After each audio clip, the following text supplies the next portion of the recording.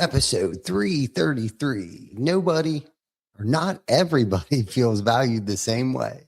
We have a kind of a belief system that either we're going to push you up or we're going to push you out. I don't want to be around 5 other people that aren't pushing themselves to succeed. Success isn't about taking, but giving value first. Compensation follows contribution always. This is true authenticity. It's the truth. Every week, this is our story. We share with you our journey. We share with you our scars. Please welcome your host, Ty Cobb Backer. Hey. And welcome back to Behind the Tool Belt, everybody.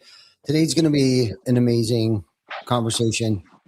Got a good friend on with us, and I just I've studied this, and I'm really looking forward to this conversation that we're about to have. And if you've ever felt like, if you're pouring into your team, but nothing is landing, and if you've ever thought, man, I'm doing everything I can, why don't they feel it? And it's funny because I just had a conversation with one of my sales managers today about this topic. And so today's episode is going to hit home, I at least for me, and I hope for somebody else, because the truth is that nobody feels valued the same way. Okay. And if you're speaking the wrong language as a leader, you might be creating distance without even realizing it. So anyhow, welcome back to Behind the Tool Belt. I'm your host, Ty Backer, and today's episode is 333 of these things that we've done continuously week after week after week, and we have an amazing conversation lined up with Reggie Brock today, and we're going to be diving into a concept that every leader thinks that they understand, but I think very few actually get it, and that's what Reggie calls the love language of business, and you see in relationships. We know not everyone receives love the same way. Some people need words, some need action, some just need your time, and I know a lot of times my grandkids just want my time. Doesn't matter what we're doing. We're just sitting on the floor playing. Well, business is no different. Okay. Some people on your team might need clarity. Some need trust, some need recognition, and some just need to know that they matter. But here's the problem. I think that most leaders, give value the way that they receive it, not the way their people actually experience it. And I think what happens is that creates frustration for you, for them, disengagement, and sometimes even quiet quitting. And I heard Reggie that probably coined that phrase a long time ago. So today, we're going to unpack that on how to recognize it, how to fix it, and how to become a leader that can truly connect with their people. So, Reggie, welcome to the stage, my friend. Man, thank you so much, Ty. It's good to see you. I always enjoy our conversations, and I don't think today's going to be any different. Same here, brother. I really look forward to this. And, what this podcast has really done for me, it's done several things. It has allowed me to surround myself with people as intelligent as you are, and who have come before me and have experienced the things already that I'm experiencing now. And we kind of had a short conversation earlier, when, you're coming into your 4th season, and now, you're finding a place where you're able to sink your teeth into and pour into other people and find what your purpose was all along. But now you really get to devote your time, your full time to pouring into people. And I guess, let's just set the tone right now, when it comes to this whole love language thing of, so when you say love language is a business, what does that actually look like inside a company? Yeah. And what leaders get this wrong? Yeah. So you said something a minute ago that I think is a great stage setter, and that is we give value the way we receive it. Well, what if everybody doesn't receive value the way you do? You're kind of caught in between. And so for me, this business love language was just another extension of a book I read that talked about love languages between husbands and wife in particular. And I'll give you a great story. I think my wife and I now have been married 37 years. Connie and I have been married 37 years. And we hadn't been married that long. And you have to understand, I came out of an environment being raised where my dad was such an encourager. He was somebody that just, even if I messed up, he's, he'll tell me stuff like, your comeback needs to be more noticeable than your setbacks. And so I had this mindset of like, if you can validate me, I will probably be more apt to succeed and everybody's happier with my outcomes. And so I got married. And Connie is one of the most, she is the epitome of what I feel like love is. Like, she understands forgiveness. She's understood, giving of herself more, as a priority as opposed to requiring so much from me. But right after we got married, we were both working, and we were kind of having some long days and at night. So some of the house chore kind of stuff was like just left undone at times. So I came in one day after a hard day's work, and I noticed that there were some towels in the dryer. And so I got them and I fold them, and I'm thinking to myself, this is going to be a way for me to prove I love her, and she's just going to validate me, and everything is going to be great. Well, she walks in, and I stood basically over those towels like they were a golden calf, like I had given her $1 million or something. And she didn't even notice it. She just kind of went on with her life. And finally, I got frustrated because I'm used to being validated. I'm used to being how great you are, Reggie. All that, and she's not cut like that. And so finally, she said, "What do you do? What's the problem here?" And I said, "I walk in after a hard day's work, and I fold these towels, and you don't even acknowledge them." And she said, "Well, I'll acknowledge them for you. They're folded wrong." And so, like, I didn't want to make a big deal out of it because you don't even know how to fold towels.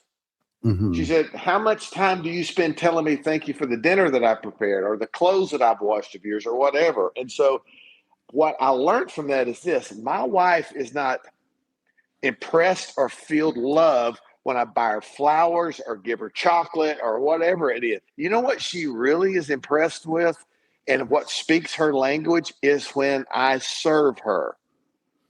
When I decide that acts of service are the way I prove to her how much I care for her, that rang true to her. So when I would do things for her to serve her without needing validation, there was a growth that happened in our marriage that was critically important. And I think the same is true in business. We have come to believe that if we pay people enough money, they're going to want to stay, and they're going to be happy, and they're going to feel loved and valued. Well, some people don't operate like that. Some of them just want you to fold the towels right. Like, some of them just want you to go like, "Hey, thanks for showing up today. Your contribution matters. We can't be who we really want to become without you." Everybody, their value, their love language, or the way they feel valued looks different. And so understanding people, Ty, in terms of what motivates them and what drives them and what really engages them in your life is so important. And that's the data I'm trapping. Is when I first come into a company, I want to know what motivates them. Like, each person individually, do they need to be, does their contribution need to be noticed maybe a little bit more than other people do? Or maybe it is a compensation thing, or whatever it is. Finding people's why, their motivation, what drives them, how they show up every day is critical to assembling a great team. And so to me, that's the first step of everything. Do I understand? So if you brought me in a room with people who speak Spanish regularly, I'm out, dude. I don't speak Spanish. I don't understand Spanish. I think it's a beautiful language, but I cannot communicate in that language. So think about it. If you got somebody walking into your business every day, and the way you communicate with them does not resonate with them, you may be able to easier understand why they disconnect, maybe why performance it becomes less, or maybe there's conflicts. It seems unresolved. It's because many times we just don't speak the right language. We don't understand what motivates them and drives them. And that's one of the things I try to help companies do. Find out what everybody's individual value stack looks like, and how do we serve that? Man, that's good. That's so good. And you know, personally, this is a good time for me to be listening to this. Reggie, I would like to sit here and say, you know, I nailed this. I nailed this every single day, and there hasn't been a season in my career where I was absolutely perfect at it. But I'll be honest with you, you know, there have been periods of time where I've let off the gas, I guess, you know, for lack of words, and where I've gotten distracted by, you know, whether it was personal things or even professional things where, you know, I wasn't able to necessarily work on the business. I found myself, you know, falling back into the weeds, and I couldn't see the forest through the trees, and other things became more important to me than my people. I felt like, you know, if you know, for a great example would be cash flow. Cash flow slows down. You know, of course, you know, I got to figure out why. Why did the cash flow? Sure. You know, and that's one of the things that, you know, will get me in survival mode real quick, and I'll kind of put my blinders on, and you know, I'm trying to generate more revenue. I'm trying to save cost. I'm trying to do all these things, and when I get in that mode, I tend to lack in that area of you know, acknowledging my team, you know, and if I am acknowledging them, it's usually words of like, you're spending too much money, you know, Right. why does it take so long to do that job? Like everything that we're talking about right now just kind of goes out the window, you know. So for me to listen to what you're saying, and I guess if there's a question in there, Reggie, how you know, unfortunately, I guess before I wrap this up, fortunately, I have been a good boy and have built what I Yeah. call a trust bank.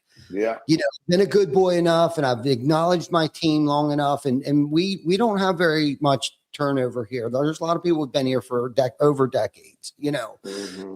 and they love me. I love them, and but yeah, I feel like this last, and I don't even want to call it a season. There was a period over this past winter, I'd say, coming out of Q3 into Q4, and even a little bit into Q1 of this year, I was in a funk. Yeah. Where I used to live was acknowledging the team, doing community events, being real strong, and pulling the team together to perform these community events. And that's one way that I've been able to pull us all together as a family and create such a great culture. But like I lacked in that department because other things have become more important. I felt at that time, but I knew, I felt it. Like I didn't even want to Well, talk. So, look, so man, there's multiple layers of business, and so you only got so much time, right? Like you can't have 17 oars in the water with two arms. Like there's just too much going on. But what I know is this: pressure is what reveals what you've built. Mhm. And so if even in relationships, you don't know what kind of relationship you have till pressure's applied. Mhm. And so one of the things that you've done very well, I've noticed your people. I know the interaction that you have with them when I've seen them at events. Even when there's a conflict, it doesn't damage and create separation. It's just a bump, like it's like a parking lot collision, not one that we run into each other 60 miles an hour. That's healthy because that's that trust you've built where even if we have differences, look, and I'm not talking about coddling people, I'm not talking about petting people. I'm just talking about understanding people well enough to know so that there is a level of trust built with each other. So when we have an off day or we ignore them or they ignore us or something, it's not that it doesn't break what we're building. It just reveals to us, okay, wait a minute. Now I need to slow down. I can't do it right now, Ty, but I promise you, you're on my radar. I know there's some things that are off and missing. I've got to Mhm. keep my eye on this right now, but understand I'm coming back and we're going to have these conversations that have mattered to us over the past, as well as the things that are going to secure us for our future. I think you've done that very, very well from what I've seen. I think though people, owners in particular, may be asking their own questions, and I think the question that a lot of guys are asking right now is, why am I losing people? Why are people leaving me? And I think that's the wrong question. I think the right question is, why would they stay? Mhm. Like you have built a business that people, I call it a destination business, where people come and stay. They want to stay. And it's not just because you're so great, though you are. It's that you've built a condition, an environment where people realize everything that I want to be, I can do right here. And buddy, that is a gift. And most people build their business around their dreams and what they want out of life to come about. When you can build a business that makes room for others, people's dreams, why would they leave? So you got to think about, what are we doing that keeps people? We're really good at attracting, but we're horrible at most people. I'm not saying everybody, but most people just don't understand the ingredients that creates that stickiness inside of an organization, where people not only don't want to leave, they can't see themselves leaving. And so I have people, I spoke at an event, South by Southwest, a couple months back, big event. And I was in a room with a bunch of creative people. And so I was nervous as a cat on a tin roof, if you want to know the truth, because I'm like, I don't know these people. I don't understand why they're in this room. There's no roofers that I can see. So what am I doing here? And so I went around and listened to some of the speakers before me, and I watched the audience. And I still wasn't convinced, but to about 15 minutes before I went on stage, I just changed my presentation. And that was scary in itself. But the reason I did is I had gone up to some of these highly creative people who work for Fortune 50 companies, packed into this room, now entrepreneurs. And they said, and I went up and I'd asked them, hey, Ty, why did you leave Google at such a high level job? It wasn't the money, was it? No, I was making more money I could spend. Was the environment good? Yeah, the environment was good. They list all these things. Why did you leave? Now listen to this. They said, because what I am becoming, I couldn't become there. And so I think that we generally look at transitions with people as we're just training our competitors. And the fact of the matter is, maybe what we're building doesn't support what they're wanting to become. And so I help just put eyeline on, like, okay, what keeps these people?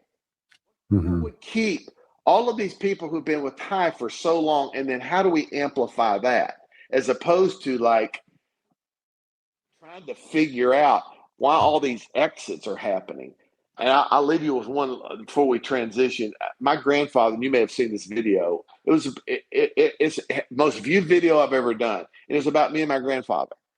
And my grandfather, I would work in his garden in the summer, and it wasn't an acre garden, but it was enough to where we fed our families, our extended families, and he gave a bunch of food to the community. My last summer there, I went to him and I said, Papa, every year I've been here since I could walk hardly, work in this garden. And I said, I've noticed something as I've thought back over this. We've always had more than we can eat. He said, you know what that's called, son? I said, no, sir. He said, it's called the law of plenty. Ty, my grandfather had never made it past fourth grade. And he understood that principle. And here's the way he explained it. He took me over and he said, grab a handful of that seed. So I picked some seed up and we walked to his front patio. And he said, son, throw that seed down on that concrete right there. And I'm like, what? He said, throw it down there. So I threw it down there. And he said, now go over and he called it a hose pipe.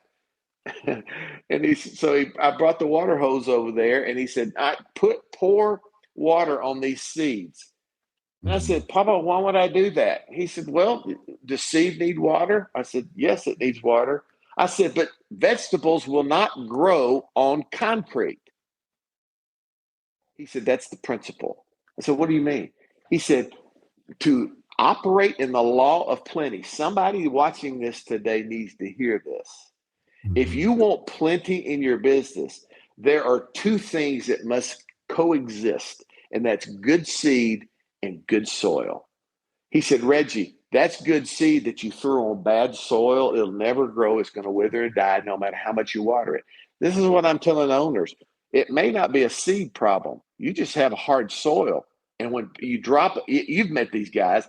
I want 5-star recruits. I want the A-game players. And then these players come in, and they try to go to work there, and the ground is so hard, there's no way for there to be growth, development of the seed, and so there can never be a harvest. And here's what we say. Oh, I just got a bad run of bad people. No, you haven't. What you have done is you've let great seed fall on hard ground, and it will not grow and produce plenty. My suggestion to owners is you've got to sow and toil the soil. And your Mm-hmm. soil is your business environment. So when a mediocre seed is planted in your soil, it'll still bring forth a harvest. So one of my cry outs today to people is stop being obsessed with seed and start working your soil as a business owner.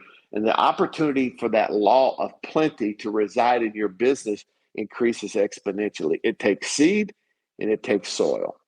Yeah. So good. All of that's so good. I don't even know where to start after all that because there was so much good stuff coming out of there. But what stuck with me was, and I call it re-recruiting your team. That has become part of my job today of trying to work on a business and trying to come up with ideas of keeping people engaged and giving them purpose. And I think that's what you're talking about is giving them a reason, a purpose to show up every day. And like I had mentioned before, we do outside activities, outside work here that impacts our local communities. And that has been a way for us to allow people to get in more involved. We have, we haven't really necessarily labeled it as committees, but I'll throw somebody who's usually an introvert into a situation that will pull them out of themselves and get them in front of people to go out. And like last year we did a food drive and we had a newer gentleman. His name's Jeremy. He might be watching this. I don't know. I think he's been here about 2 years now. And Jeremy's very quiet. So one of the first tasks I assigned him was to take these Craftsman tubs. You can get a Lowe's. They got red lids with black bottoms, and we stuck stickers on them. And I had him go out to other business owners and let them inform them that, hey, I'm Jeremy with TC Backer Construction, and we're doing our 4th or 5th or 6th annual food drive. And would you like to participate in our food drive? Can I place this barrel in your foyer here so then your team can get involved and throw food in it, or your customers can come in?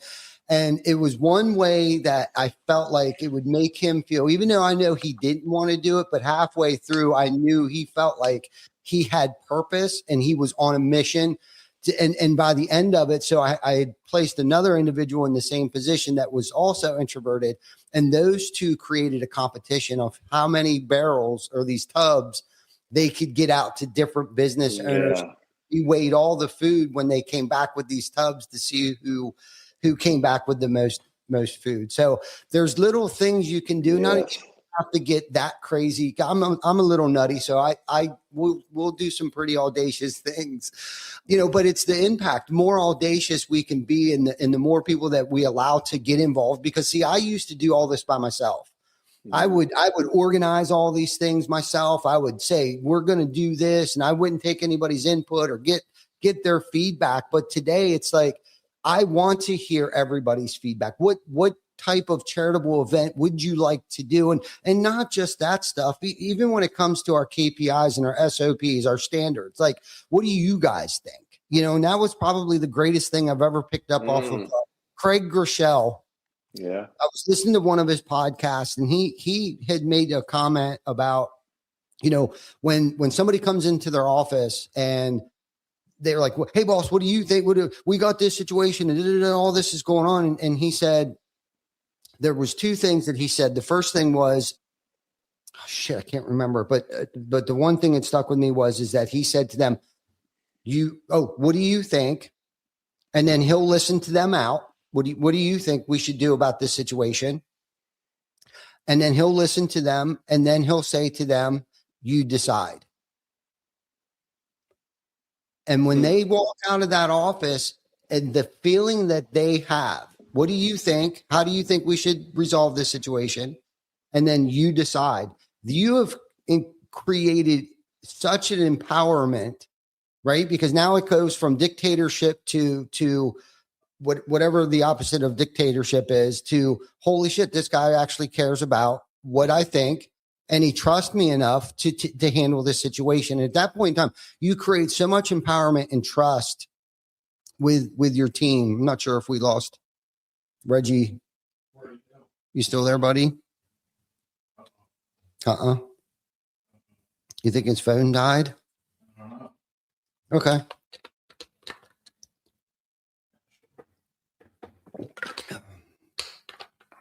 But anyhow, yeah, I got a lot of that stuff from Craig Groeschel. I haven't listened to him for a while. I'm back on the Ed Milet kick. The Power of One or One More, The Power of One More. I'm on that. I think it's a RDS. You know, if you're thinking about buying a blue car, you know, and let's just say it's a Honda blue car, and then all of a sudden you start seeing all these blue Hondas everywhere. That's I don't know what chapter that's on right now, but I was listening to that this morning on the way to work. So if we didn't have a guest this week, I was going to talk about manifestation and a little bit of what I've learned about manifesting, my thoughts. And there he is. You there, buddy? We got you now. You good? Man, I'm sorry. It's okay. No stress whatsoever. That's what makes this live, raw, and uncut. Uh-oh. Ruh-roh, Raggy. All right, we'll wait a minute or two here, a second or two. Oh, I hear him. I still hear you, Reggie. Can you hear us?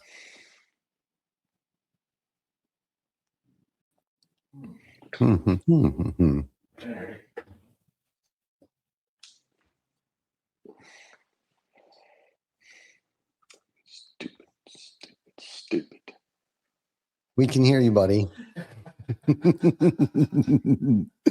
Just want you to know he probably can't hear us. Yeah, mute his mic real quick. So, any hoot, there's a lot to be said about. So, Jan and I talk about. So we had the experience of seeing Gary Chapman. He's actually the author of Love Language, and I think it's so funny how weird, how weird this is. I had a conversation with Ben this morning about this topic, but Jan and I also were talking about Gary Chapman's book, Love Language. And we were fortunate enough to listen to him at one of our Revolt retreats, couples retreat, and the identifying, and I think half the problem with people don't, I think, understand that people have love languages. And I think half the battle is understanding, like, oh shit, there's love languages. And then the second part to that battle is identifying what people's love languages are. Okay.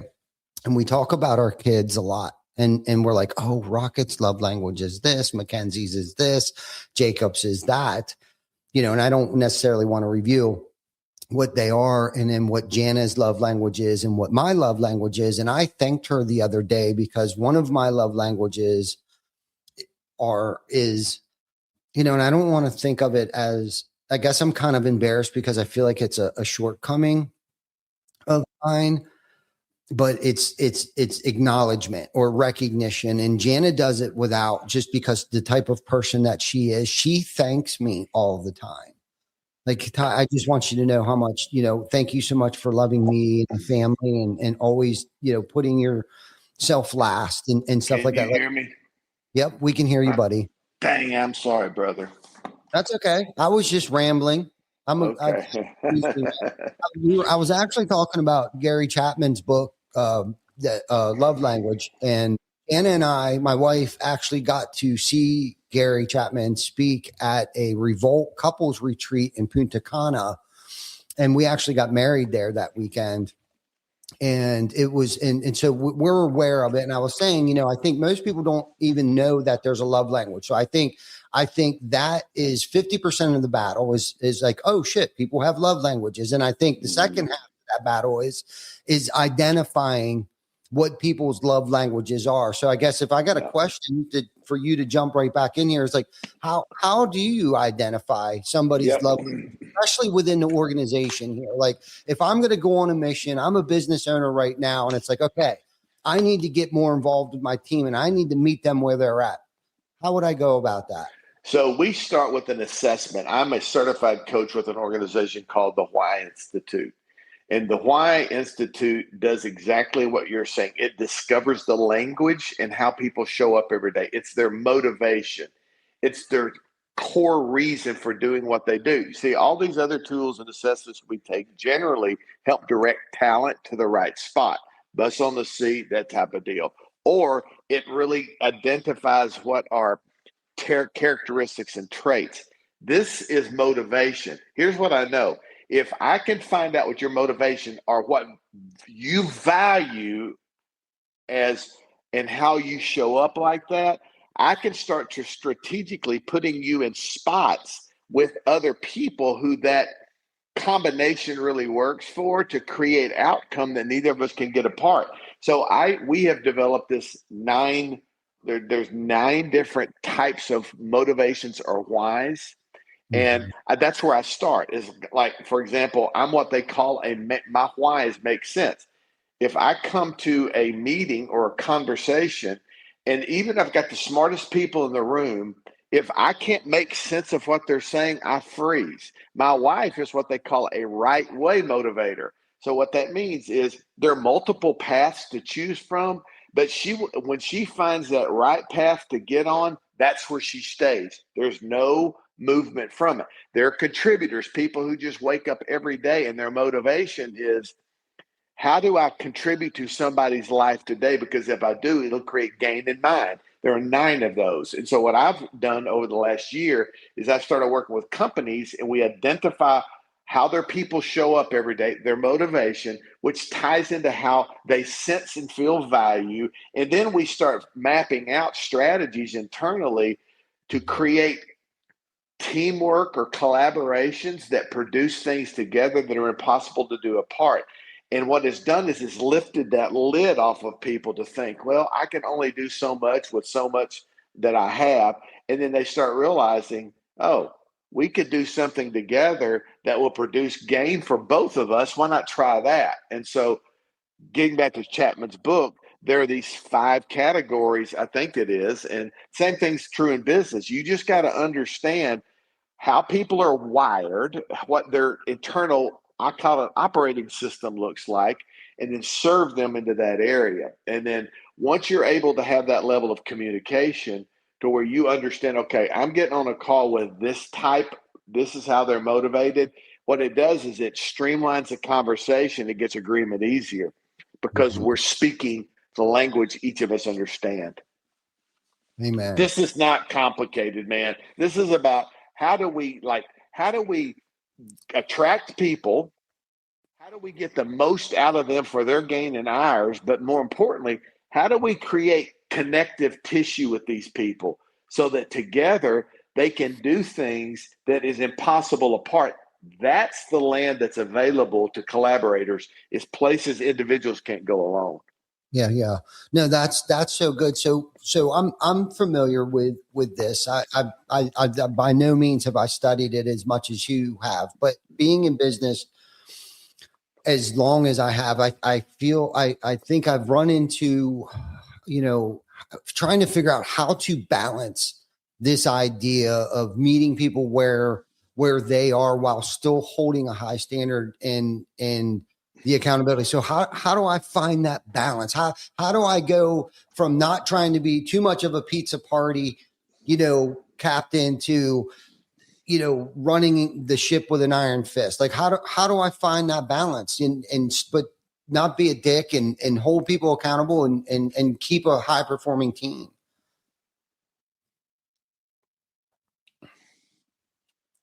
You there? Yep, I'm here, buddy. Sorry, go ahead. You blanked out just for a second. I'm good now. Okay. Go ahead. Well, how do I find the balance? Because I've experienced, I have never studied this as long as you have, and I've suffered from being a pizza party captain to running the ship with an iron fist. Well, how do I find that balance while still trying to hold the standard high and hold people accountable? Yeah, that's such a good question. And I think it's a battle that most leaders face, and that is they're trying to manage behavior. And it's very, very hard to do it. The first thing is I've quit trying to fix people. And the reason is I'm not capable generally. I may give them some insight and it may be helpful, but the fact is this: most people that are at a behavioral level are in a depth I don't belong and most leaders don't. So if you can't fix the behavior, how do we affect performance? Well, you do that by creating conditions that are that people have to be accountable to. Let me give you the 4 conditions that I think either separate us or glue us together. And these are the things that as owners we have to focus on. If you can't trap and change and require behavioral, what do you do? Like, how do you make people accountable? Well, you have conditions and standards that everybody who's going to be a part of this team has to comply with. And when people start bending those, that's where correction and accountability has to be practiced. So let me give you an example. I think there are 4 of them that matter. If you can create these type of conditions inside of your business and hold people accountable, listen, to these conditions that move us collectively forward together, you're going to have a greater opportunity to get past some performance lags. Number 1 is clarity. If people feel like they understand what they are to do and the benefit that it brings the organization and not have to guess about it, they're going to stick. If they guess, they're going to leave. This is this 2 years of data I've been studying that shows if you build the kind of culture where there's clarity, people stay. And so I mean, you and I both heard these where people are like, I don't even understand my compensation model. Or maybe I show up and I know I'm supposed to sell, but is it specific and detailed? Do I understand what I say, when I say it, and how I say it? You've got to create clarity as a standard. And if people bring confusion, they've got to be dealt with. If they operate in confusion, it maybe we haven't taught them well enough. Clarity starts everything. The second thing, and I think that we're really harsh on ourselves about, and rightfully so, is we're poor at communication. We believe frequency solves all problems. And the fact is, accuracy does. And so if you go into a room and all you hear is a bunch of noise that doesn't really get clear in message and reach agreement, we've just spent 45 minutes and nobody knows what was said. I've done it. And I've sat in more rooms. So now what I'm focused on is how can we deliver a message that has clarity, get agreement on it, and just focus on being accurate. And this then spreads over to our clients and how we're operating with them. The third thing is chemistry. And chemistry is like I was talking about earlier. Once I know people's motivation, and man, I think this is where business owners fail. We're not good at pairing talent. Like we understand sales needs production, production needs sales, and everybody needs administration, and everybody wants the owner there so everybody gets paid. But we don't understand at an individual level the power of what I call pollinating, cross-pollinating DNA, where we're coming in and going like, oh, this person has this motivation, and my motivation is this, and how I show up. How do we best tool these people together where their work is filled with flow, not friction? I'm seeing more growth right there than I've ever seen in anything I've ever done in business. Proper pairing inside of businesses. The problem is we have a tendency to hire what we like. So I'll go into companies a lot, and it's all the same people that just have different body shapes. We have this tendency to hire a particular type of person, and I'm encouraging companies to start looking at what's missing. Like, what part of your business needs a particular type of person that's now identified in our assessment? That's who you need to be focused on. And when you start creating this high level of connectivity and chemistry, man, things change. I'll tell you a quick story. In high school, I was horrible. I had to beg to even pass the chemistry class. But one thing I learned about chemistry was this. Our world is filled with elements. Some of them put together create explosion, and some of them create new life forms. So hydrogen and oxygen combined together, 2 parts hydrogen and 1 part oxygen, creates a life source called water. Oxygen by itself, an element by itself, has great value. We breathe because of it. But watch this. Now we have found that combined oxygen with hydrogen and it produces water. Each alone has a potential and adds value, but when you combine certain elements together, it produces something together that neither of them could do apart. Why would you want that in your business? The problem is we don't have a plan and a pattern and an understanding about how to properly partner people, put people together to create chemistry that produces things that we can't do alone. That's where I come in and help. So, and then the final thing quickly is creativity. I think vision, this like some of the terms that you hear, like with EOS and some of these other places, is it slots people. And I understand that to a certain degree, but I found a lot of benefit to allowing people that maybe didn't have a role as visionary, or they didn't have a role as implementer or whatever, but they have ideas that they have withheld that are the answers to what companies are looking for, but they're just never given the opportunity. One of the first questions I ask people when I go into a business is, what is one thing you think you could do that nobody knows that you can do that would help us all get better together? Mm-hmm. And you would have been shocked at what you've heard.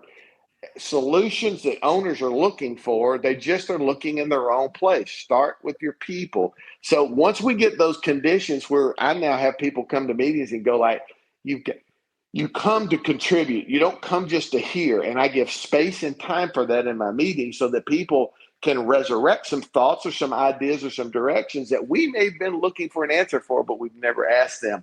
So if we manage those 4 conditions, you spend less time trying to fix people. Yeah, man, that's good. That's so good. That was good. That was so good. Even my wife was on there saying that's such good stuff, because she hears me bitching and bickering and all this. And I do believe in the chemistry. We actually just matched up on our production side.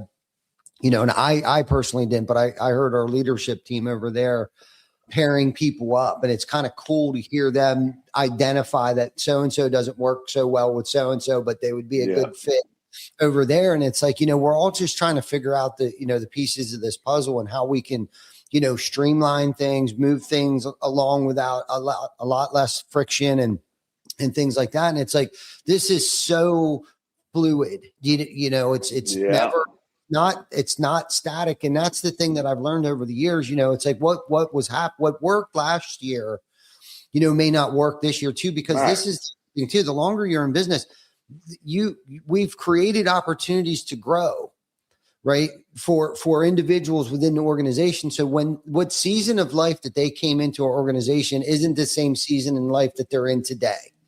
Mm-hmm. And I think you can identify that, and you got to create more opportunity now for them. Right. And I think that's part of that re-recruiting thing where it's like, okay, they've grown in the organization. Now their goals, their paradigm has shifted of where they are and where they want to go now. You know what I mean? And I think, if you want to keep them now my job today is to create more bigger opportunities, because I don't remember who said it. I think it might have been Ed Milet, where it's like our dreams have to be big enough for everybody else's dreams to fit too. But when you're stretching their dreams wider, okay, and now they've come into the organization, they've learned some things, they've brought a lot to the table, they're in a different season of their life, and now their dreams are bigger. Okay, so what happens when you get to that point? I guess when you've been doing this for a long time, what now? When they say, okay, been here for 10, 15, 20 years, like now what? Yeah, I think that's a great question. And I think the answer is pretty simple. You just got to have regularity of conversation. And that might be once a year. It might be once a quarter. You got to know your own people well enough to know, because things do change. It's like I do an exercise I call pulse check. Twice a month, everybody that's on any team that I'm working with, I send out a 4-question kind of update. I don't want information to get behind on me. You know what I mean? If somebody's going through something, I don't find out up to 6 months later. It's already shown up probably on my reports. I just didn't know why this lag was there. And so what I try to do is catch this stuff before it hits a report. And to do that, you just got to be more active in their lives, right? So I think that you've got to your point, I think you've got to set aside intentional time just for reflection and reset. Like, all right, we've gone through this year, and maybe you do it annually. I mean, that's up to you. Or maybe it's semi-annually. If there's adjustments and pivots that need to be made, don't wait till it's too long to pivot. So I think that's the first idea is how do we stay fresh with people? Like how do we have the conversations at time to where we're not missing out where they're going? Because if we miss out where they're going, they'll go without us. Mm-hmm. So what I want to do is I want to be early. I want to know things almost before they ask the thing or Mm-hmm. to make a decision. You've heard me talk about quiet quitting. This is one of the strategies that happen to people. Have you ever lost somebody and you were caught off guard by it? Yeah, of course. Yeah, of course you have. And you go like, what happened? Well, what happens is we generally miss signs and signals that they're giving us because we've got 17,000 other things, and we hoped that they would be courageous enough to come to us and go like, Ty. But sometimes they don't. Sometimes Mm-hmm. they see the business of your life. I teach people how to be more alert to those signs and signals because Ty, once it hits your reports, your KPIs, your dashboards, it's a history lesson.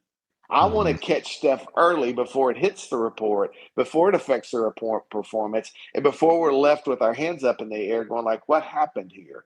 That's the key to us building a place that people want to stay in. We're ahead of them before they get to a place where we don't want them to be, nor they want to be themselves. And so I think you having set aside time, or a leader having set aside time where they go like, hey, I want to stay fresh on where you're going. Like, Mm-hmm. where are you wanting to do? Where are some adjustments that you're wanting to make so that maybe, I go back to the analogy. Ty needs to spend time, owners need to spend time looking at the soil and then having the reflection conversations with the seed, their talent, to be able to see and make sure that, Ty, I want to build I want to plant a redwood here. Well, dude, I can't plant a redwood here. The conditions aren't right, right? Like, we don't grow redwoods here. We grow live oaks, Mm-hmm. or whatever. And so as long as people have this level of understanding of each other, and boy, if I do anything that I think I'm proud of, it's that. I open up and unlock understanding about each other, that whether we agree all the time or not, we understand where we're coming from and we accommodate that. I didn't say we allowed it, we accommodated, we understood it. We are willing to be accountable to each other about that situation. And so let's unlock understanding of each other, and that's a good place to start. Yeah. I think that's such an important piece to all of this, Reggie, to carve out enough time, in your schedule to get with those people that have been around for a while, and Yeah. plus it allows them to know that you didn't forget about them as well, and sit there and listen to them and find out where they're at today. And it shows that your appreciation for them as well Yeah, and too. go one step further. Ask yourself this: your next hire. This is just for somebody to think about. Your next hire, before you started running Indeed ads and getting recruiters involved and all that other kind of stuff. What if an owner went to his team and said, "Hey, there's some deficiencies in our business here. We're wanting to hire. What do you see this role? What is the next role we need to hire to accommodate our growth or fit into our strategy?" And if you let people tell you, you're probably transitioning that new person coming in to be a whole lot easier because they've been a part of helping to carve out what this new person looks like. Mhm. And so it's just, how do you transition people from staying in an Airbnb at your business to a destination business? And to do that, you've got to give them feelings of ownership. And like, oh, okay, yeah, Ty does care. And I know you do this. That's why I'm picking on you. But Mhm. Jana, is that right? Yep, Jana. Yeah. I'm old, but man, I still got a pretty good memory. Tell her Mhm. hello for me.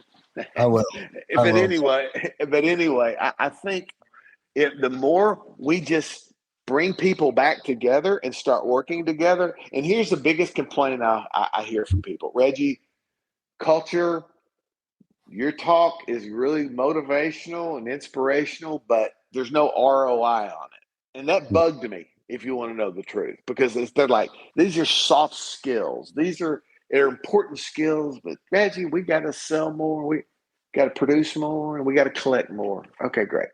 So I beat my brains trying to figure out what's the ROI in this. Now, watch this.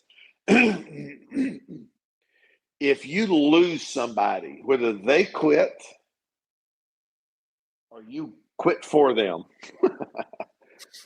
there is an associated cost to replace that person that nobody takes into account for, and for sure is an invisible line on your P&L no one notices. So great, smarter people than I said this time. Mm-hmm. If you lose somebody by your choice or theirs, it takes you 20% of what you paid that person on top of what you paid that person 20% of what you paid that person that left last year to replace them.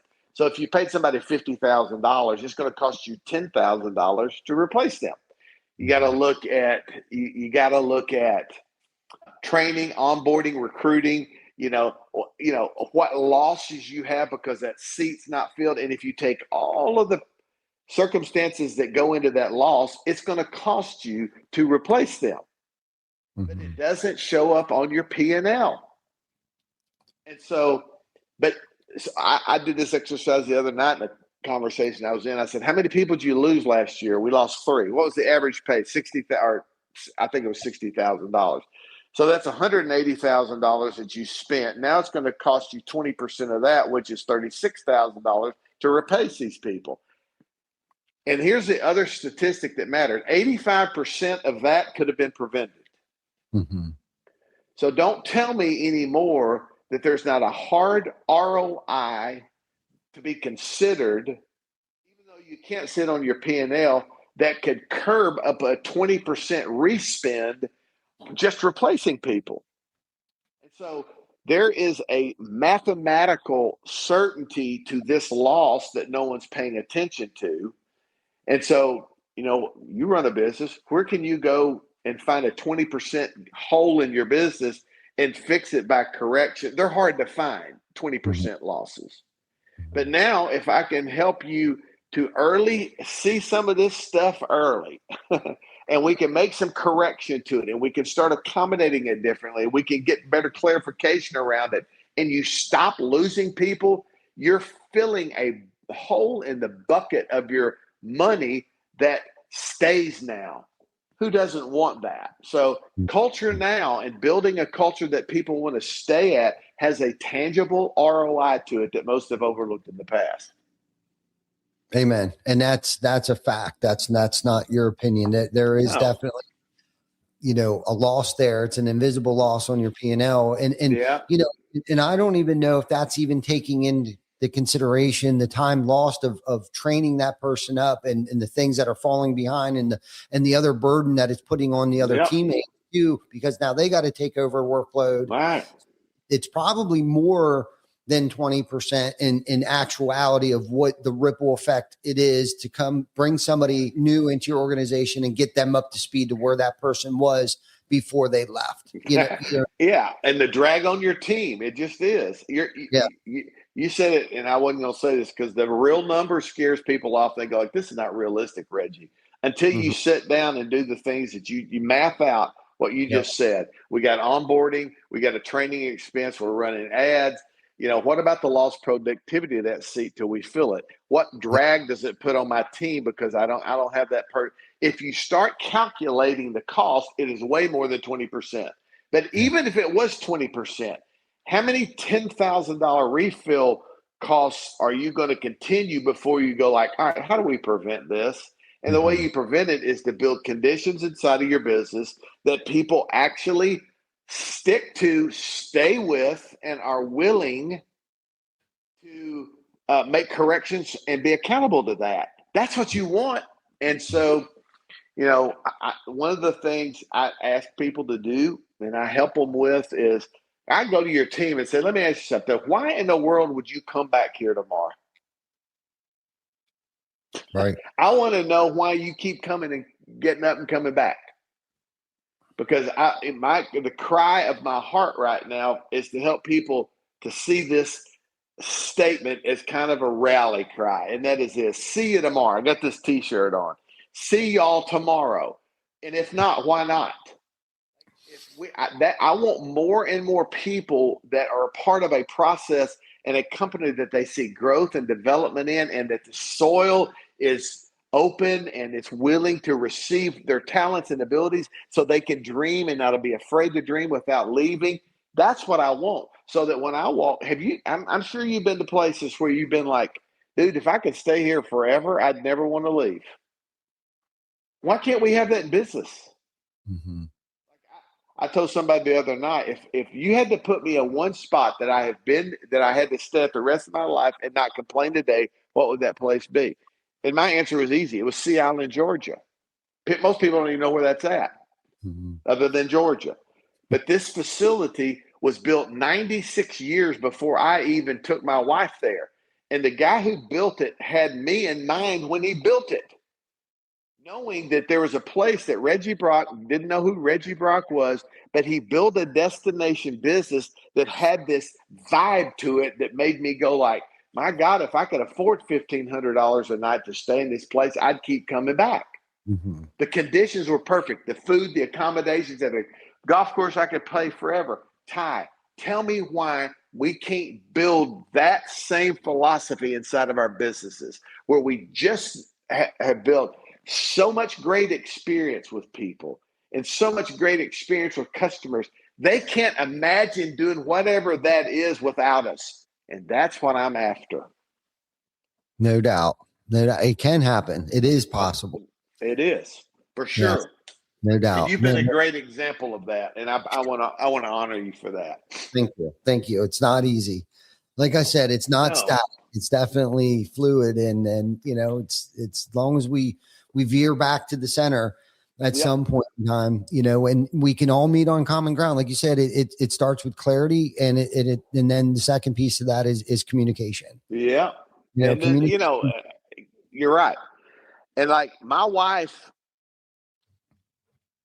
probably going to be, I hope she don't hear this, but my wife didn't get pregnant because we were in separate rooms.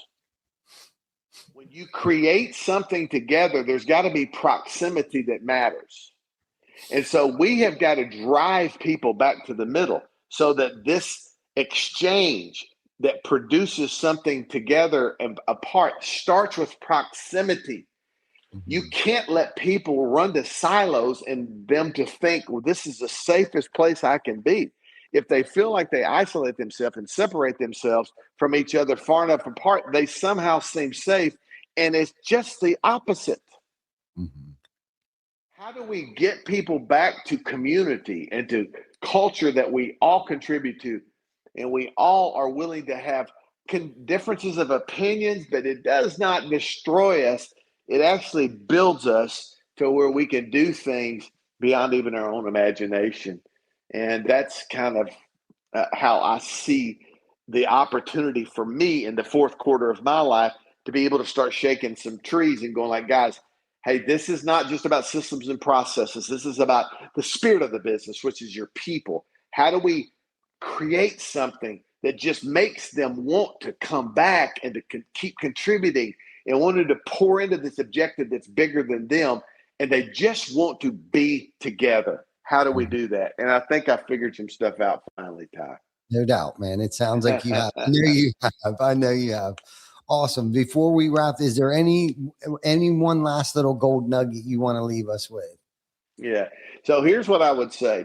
I think we've got our business backwards. And I saw Gary Vee say something, and I don't really follow him that much, but I saw this clip, and it reminded me of it. He said one of the first principles, that guy said, "Do you think you're a great leader?" And he goes, "Well, yeah, I think I'm great." And he said, "Why?" And he said, "Well, one of the reasons is I've realized that people don't work for me, I work for them." Amen. And he said, "I'm honored that they would be here and that they would contribute to what vision I have. And it is up to me to make for sure they still want to be here tomorrow." And he said they could go different places because of their talent, but they're here. So here's what I would leave this audience with today. Mhm. If you choose to serve before you're being served, you'll always have people wanting to give back to you. It's a law of reciprocity. Yes, It's the sir. law of give and take. If the biggest problem we have now is we've got too many takers. We just take, and we just don't give enough. And so Mhm. if you want to build a business that people actually want to come back to tomorrow, serve them first. And I think the world's telling us, hey, just 10x yourself, build through people. You got to just expect they're going to come in and go. Don't worry about it. Just keep people flowing through and through, and you'll be fine. And the fact is, at some point, people need to be served. And I think one of the great aspects of leadership that I see today is where people build their business, they start their vision, is to start with how can I build something that serves the people in it with me and those that we're actually trying to serve as customers. That would be my kind of final thought, Ty. Boom.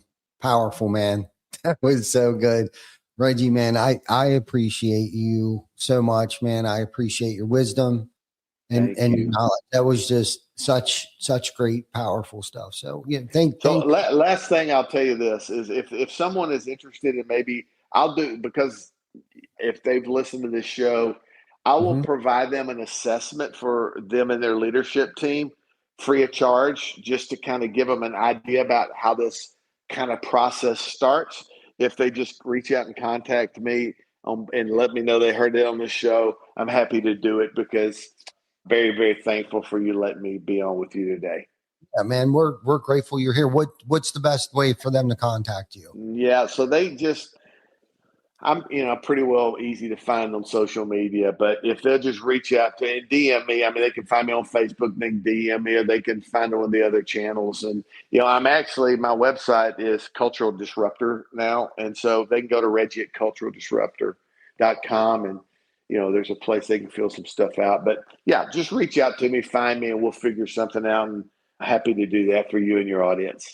Awesome, man. Awesome. If that's great stuff. So, and if this episode has brought any value to Yes. you or anyone else, make sure that you share this with somebody. Reach out to Reggie. You, like he said, DM him. I think what was it? www.reggiebrock.com. I think you got Yeah, they can do that too. Yep. Yep. I saw that out there. And thank you for being on the show, Reggie. And thank you for what you're doing, man, and making a difference in this world we live Thank in. you so much, Ty. And I appreciate our friendship and you Yeah. giving me this opportunity to be with you all today. Thank you so much. You too. Thank you, my friend. Thanks. Bye bye. Bye.